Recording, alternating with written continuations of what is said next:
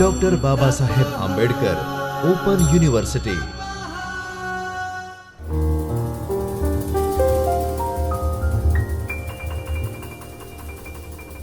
નમસ્કાર વિદ્યાર્થી મિત્રો, ડૉક્ટર બાબા સાહેબ આંબેડકર ઓપન યુનિવર્સિટીના જ્યોતિર્મય પરિસર ખાતે આવેલ ચૈતન્ય સ્ટુડિયોમાંથી હું ડૉક્ટર કૃણાલ મિસ્ત્રી આપ સૌનું હાર્દિક સ્વાગત કરું છું. વિદ્યાર્થી મિત્રો, આજે આપણે તૃતીય વર્ષ બીકોમમાં આંકડાશાસ્ત્ર, જેનો કોડ છે BCSTAN 306, જેમાં આપણે ભાગ 2 એની અંદર એકમ નંબર 7 સહસંબંધ વિશે ચર્ચા કરીશું. બરાબર. સૌથી પહેલા આપણે આ એકમમાં શેના વિશે આપણે સમજીશું તે જોઈ લઈએ. તો પ્રસ્તાવના જોઈશું કે સહસંબંધ શું છે, તેનો અર્થ અને એની વ્યાખ્યા વિશે આપણે ખ્યાલ લઈશું. ત્યારબાદ સહસંબંધના પ્રકારો કયા કયા છે અને તે કેમ ઉપયોગી છે તેના વિશે આપણે સમજીશું.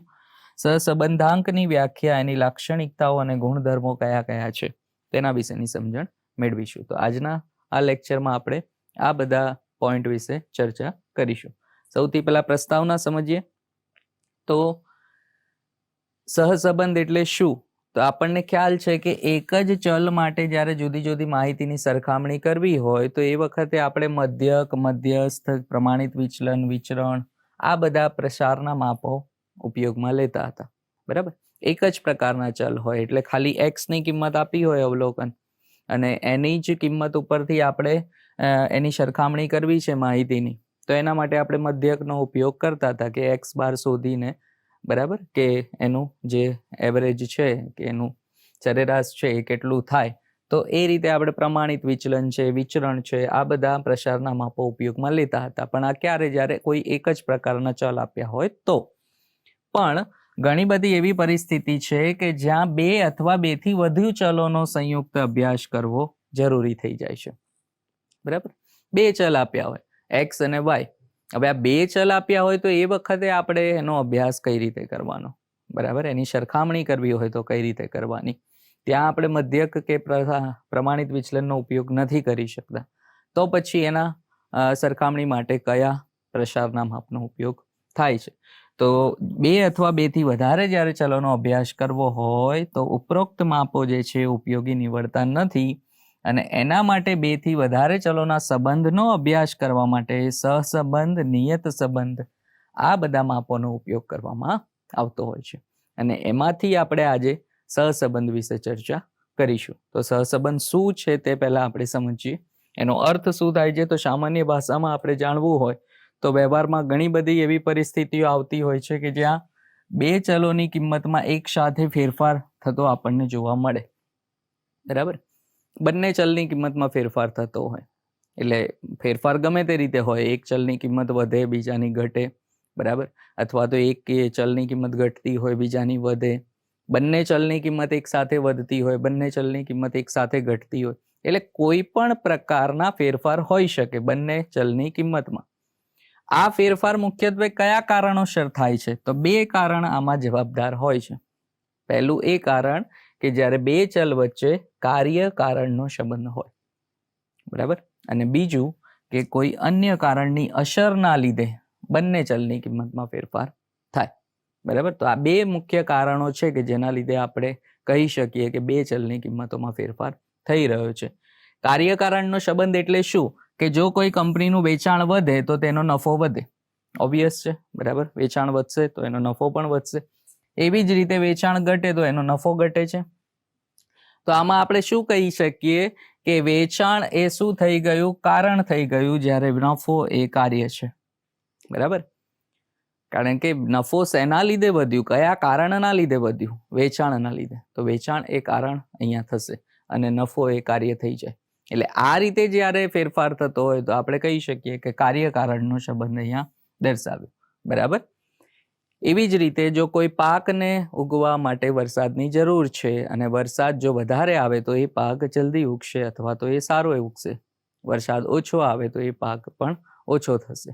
તો એ વખતે શું થઈ ગયું કે વરસાદના કારણે પાક ઉપર અસર થઈ રહી છે. એટલે કોઈ એક કારણના લીધે બીજા ચલની કિંમતોમાં ફેરફાર થાય, અને આવા ફેરફારને આપણે કાર્યકારણના સંબંધી થયેલો ફેરફાર કહી શકીએ.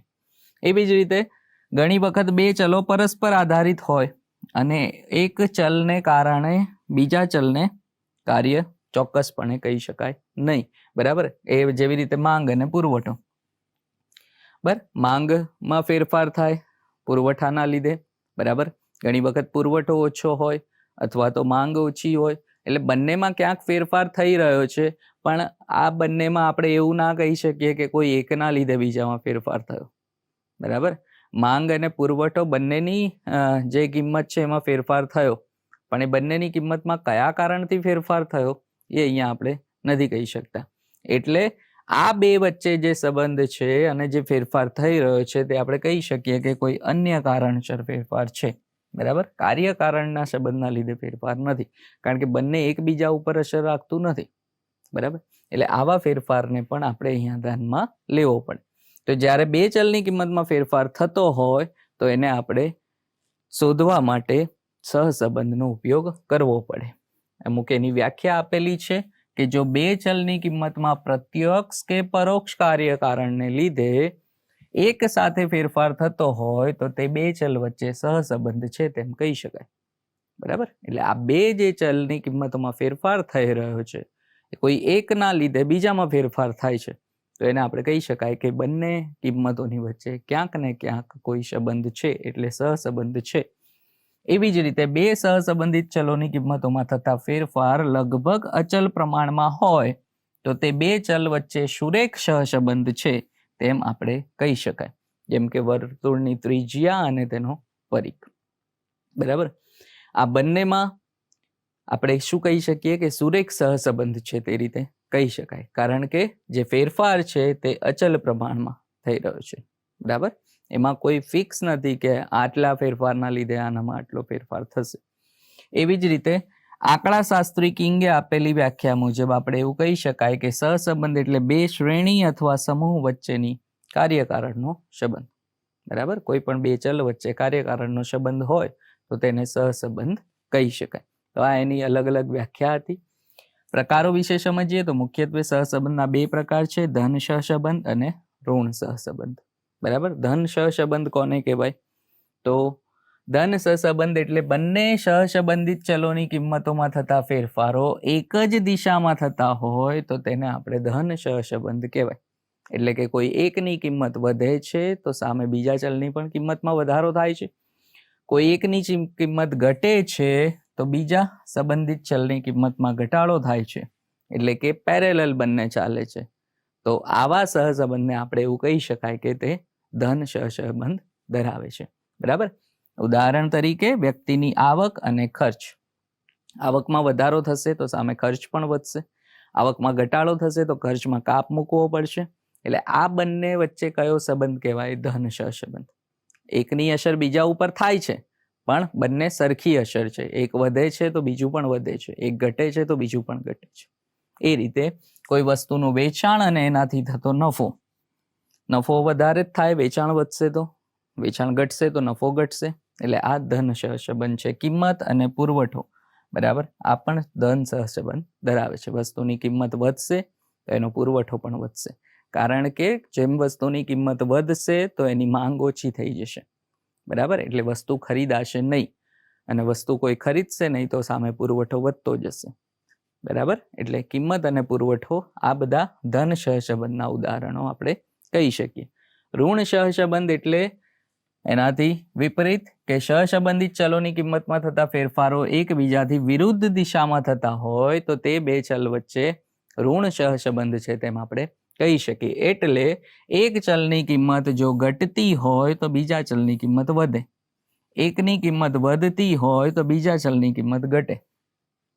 બરાબર, વિપરીત વિરુદ્ધ દિશામાં જો એનો થતો હોય તો આવા ચલના સહસંબંધને આપણે કયો કહેવાય?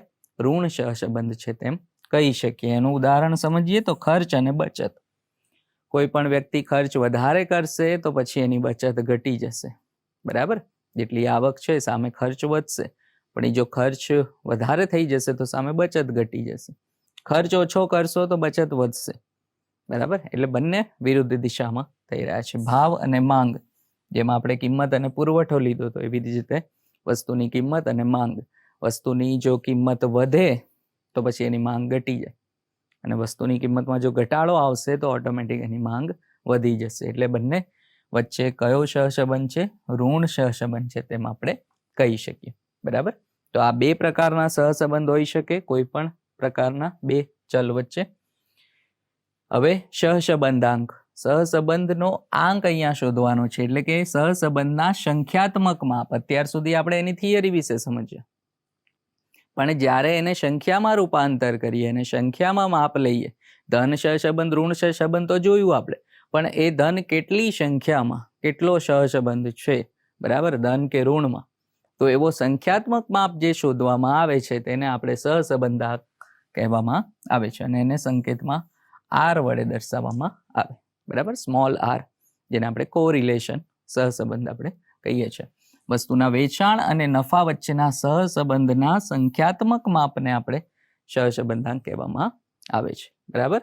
એટલે જે ઉદાહરણ આપણે સમજ્યા છે, પણ એને સંખ્યામાં જ્યારે રૂપાંતર કરવામાં આવે અને એ માપ શોધવામાં આવે તો તેને સહસંબંધાંક કહેવામાં આવે છે. અમુક લાક્ષણિકતાઓ આપેલી છે કે સહસંબંધાંકની કિંમત મુખ્યત્વે -1 થી 1 ની વચ્ચે જ આવે છે. બરાબર. એટલે આર ની કિંમત હંમેશા -1 થી 1 ની વચ્ચે જ આવશે. જો -1 થી ઓછી આવે અથવા તો 1 થી વધારે આવે તો ત્યાં તમારો દાખલો ખોટો છે તેમ માની લેવાનું. બરાબર. આર ની કિંમત હંમેશા -1 અને 1 આ બંનેની વચ્ચે જ આવશે. -1 આવી શકે, અહીંયા લેસ ધેન ઇક્વલ ટુ છે એટલે -1 પણ આવી શકે અને +1 પણ આવી શકે, અથવા તો એ બંનેની વચ્ચે આવી શકે. બરાબર. એટલે આ જે આર ની કિંમત છે જ્યારે પણ આપણે શોધીએ એ વખતે ધ્યાન રાખવાનું કે આ બંને કિંમતની વચ્ચે આવવી જોઈએ. આ એનું પહેલી લાક્ષણિકતા. જ્યારે સહસંબંધાંકની કિંમત 1 હોય તો આપણે કહી શકીએ કે તે સંપૂર્ણ ધન સહસંબંધ ધરાવે છે. બરાબર. ધન પ્લસમાં +1 આવે એટલે એનો મતલબ કે સંપૂર્ણ ધન છે, એટલે કે આ કિંમત આટલી વધે છે તો સામે આટલી જ એની માંગ, બરાબર, એનો પુરવઠો વધે છે. એ રીતે જો આટલી આવક વધે છે તો આટલો જ એનો ખર્ચ વધે છે. એટલે 10,000 આવક વધી તો 10,000 જ ખર્ચ વધ્યો. એટલે એક્ઝેક્ટ જ્યારે બંનેમાં વધારો કે ઘટાડો થતો હોય તો તે સંપૂર્ણ ધન સહસંબંધ છે. -1 આવે તો તે સંપૂર્ણ ઋણ સહસંબંધ છે. બરાબર. સંપૂર્ણ ઋણ સહસંબંધ કે 10 રૂપિયા કિંમત ઘટી તો સામે 10 રૂપિયા માંગ, બરાબર, 10 માંગ વધી, એ રીતે 10 એકમોની માંગ વધી. તો આ રીતે જ્યારે આવે, એક્ઝેક્ટ જ્યારે વધારો અને ઘટાડો થતો હોય તો એને ઋણ સહસંબંધ આપણે કહી શકીએ. બરાબર. એટલે -1 આવે ત્યારે સહસંબંધાંક એકમ રહિત માપ છે. ક્યાંય પાછળ કોઈ એકમ લખાતું નથી કે 1 કિલો, 1 ગ્રામ, 1 લીટર, એવું કોઈ એકમ અહીંયા લખાતું નથી. ખાલી -1, +1, 0.5, 0.3 આવી રીતે જ જવાબ લખવામાં આવે. બરાબર, કે આર ની કિંમત આટલી છે. x અને y વચ્ચેનો સહસંબંધાંક તથા y અને x વચ્ચેનો સહસંબંધાંક હંમેશા સરખા હોય છે. એટલે તમે પહેલા x ની કિંમત લો અને પછી y ની કિંમત લો, પહેલા y ની કિંમત લો અને પછી x ની કિંમત લો, અને એ રીતે તમે r શોધો તો બંને એક સરખા જ આવે. બરાબર. એટલે x પહેલા લેવાથી કે y પહેલા લેવાથી r ની કિંમતમાં કોઈ ફેરફાર નહીં થાય. એટલે જવાબમાં ક્યાંય ચિંતા નહીં કરવાની કે પહેલા y આપેલો છે કે પહેલા x આપેલું છે. ગમે તે આપેલું હોય, આપણો જે આર નો જવાબ છે બંને રીતે સરખો જ આવે. બીજું લક્ષણ શું છે કે જ્યારે ચલની કિંમતોમાં કોઈ અચળ સંખ્યા ઉમેરવામાં આવે અથવા તો બાદ કરવામાં આવે તો તેને ઉગમ બિંદુનું પરિવર્તન કહેવાય. એટલે કોઈ પણ એક ચલની કિંમતમાં x માં આપણે કોઈ પણ એક કિંમત ઉમેરીએ છીએ અથવા તો બાદ કરીએ છીએ, પ્લસ ઓર માઇનસ.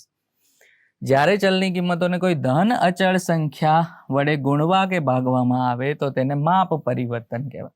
એટલે જ્યારે ઉમેરવામાં કે બાદ કરવામાં આવે તો એને ઉગમ બિંદુ પરિવર્તન કહેવાય. બરાબર.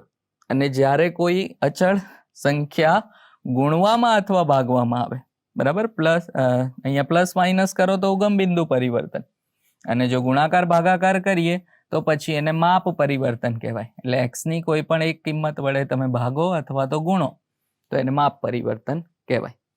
અને આવા ઉગમ બિંદુ કે માપના પરિવર્તનથી સહસંબંધાંકમાં કોઈ ફેર પડતો નથી.